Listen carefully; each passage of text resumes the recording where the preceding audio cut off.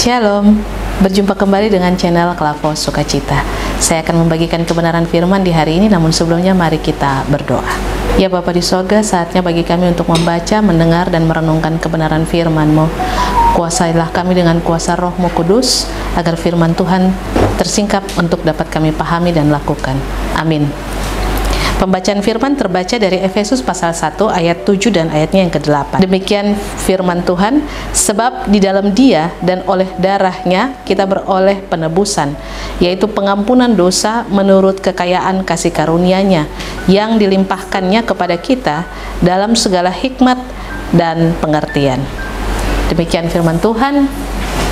Dikatakan berbahagia adalah setiap kita yang telah membaca, mendengar, merenungkan, dan melakukan firman di dalam kehidupan setiap hari. Dari bacaan Efesus pasal 1 ayat 7 dan 8, saya memberikan tema oleh darahnya kita beroleh penebusan. Pemirsa channel Klavo Sukacita, Efesus atau surat yang dikirimkan Paulus kepada jemaat di Efesus, dia tulis ketika dia sedang berada di dalam penjara di Roma.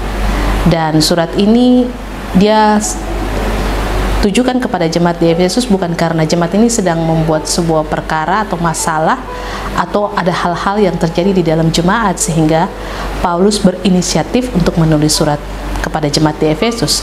Tetapi surat ini dia tujukan kepada jemaat di Efesus oleh karena mereka memiliki sebuah hubungan yang indah, di mana Paulus mendirikan jemaat ini karena dia berada dan melayani selama kurang lebih 3 tahun di Efesus. Maka terbentuklah jemaat Efesus yang berlatar belakang orang Yahudi, orang Yunani, dengan pemahaman mereka sebelum mengenal Injil.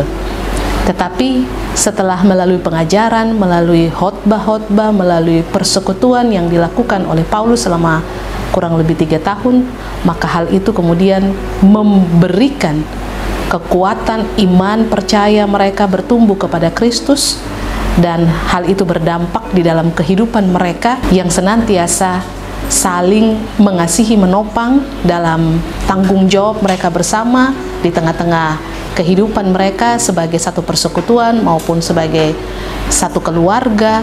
Dan hal itu yang menyukakan hati Paulus sehingga ia bersuka cita atas jemaat di Efesus ini. Tetapi sekalipun demikian, Paulus tetap mau mengingatkan kepada jemaat ini tentang kekayaan orang-orang yang terpilih. Sebab bagi Paulus bukan hanya memiliki kekayaan secara materi yang membuat orang-orang itu mengalami sukacita atau damai sejahtera, tetapi kekayaan yang dimiliki karena memiliki Kristus itulah yang akan membuat setiap orang bersuka cita, karena kekayaan secara fisik atau materi itu bisa datang dan pergi, bisa naik dan turun. Tetapi kalau memiliki kekayaan yaitu Kristus melalui penebusannya yang telah Ia berikan lewat darahnya tercurah bagi kita manusia, maka itu akan menjadi hidup kita, akan memberikan sukacita dalam situasi-situasi apapun yang dialami, baik itu sukakah, dukakah, sakit, sehat, untung ataupun rugi. Memiliki kekayaan yaitu Kristus melalui penebusan oleh darahnya, maka hikmatnya akan memperlengkapi sehingga kita dimampukan untuk dapat menjalani hari-hari kehidupan tanpa takut, bimbang, ragu, khawatir akan segala sesuatu yang akan kita alami, akan kita temui di dalam kehidupan kita. Ketika kita berjumpa dengan orang-orang yang tidak sepaham atau yang membenci atau yang merancangkan hal yang jahat, itu pun tidak membuat ketakutan atau merasa terintimidasi, sebab percaya bahwa kekuatan Allah, yaitu kekayaan orang-orang pilihan yakni Kristus yang ada di dalam kehidupan, akan senantiasa membuat hal-hal yang demikian tidak menjadi ketakutan, tidak mengintimidasi, dan tidak membuat menjadi khawatir, takut akan hari esok.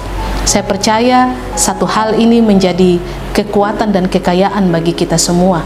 Miliki Kristus melalui penebusannya yang sudah Ia karyakan di kayu salib bagi kita, sehingga kita diperdamaikan dengan Allah dan memiliki keselamatan di dalam dunia, dan pastinya kita memiliki keselamatan di surga, di bumi dan di surga, itu menjadi satu bagian yang akan memperlengkapi kita. Dan sepanjang kita masih berada dalam kehidupan di bumi, hikmat dan pengertian itu akan melengkapi kita dan akan memampukan kita sehingga kita melihat hal-hal luar biasa yang Tuhan buat, kerjakan, karyakan melalui apa saja yang kita temui di dalam kehidupan. Dan pada akhirnya kehidupan bukanlah sebuah beban, tanggung jawab bukanlah sebuah beban, masalah itu juga bukan menjadi sebuah beban, karena kekayaan kita adalah Kristus yang sanggup, mampu menyelesaikan segalanya dengan cara berikan fokus kita hanya pada Kristus. Tuhan memberkati kita, amin. Mari berdoa. Terima kasih Tuhan untuk kebenaran firman-Mu hari ini. Kami percaya penebusan kami melalui darah-Mu, sehingga kami terus diperlengkapi untuk dapat menjalani tanggung jawab kami, sebab kami memiliki kekayaan yang tak ternilai harganya, yaitu Kristus dalam kehidupan kami, yang dengan demikian akan terus menuntun, mengarahkan, memimpin, dan menjaga, membaharui kami dalam setiap perjalanan hidup, tanggung jawab, persoalan ataupun tantangan yang Tuhan izinkan kami temui dalam kehidupan kami. Itu akan terus memberikan kepada kami sukacita, damai sejahtera, kekuatan, dan kedewasaan. Terpujilah nama Kristus kini dan selamanya, amin. Shalom, Tuhan berkati.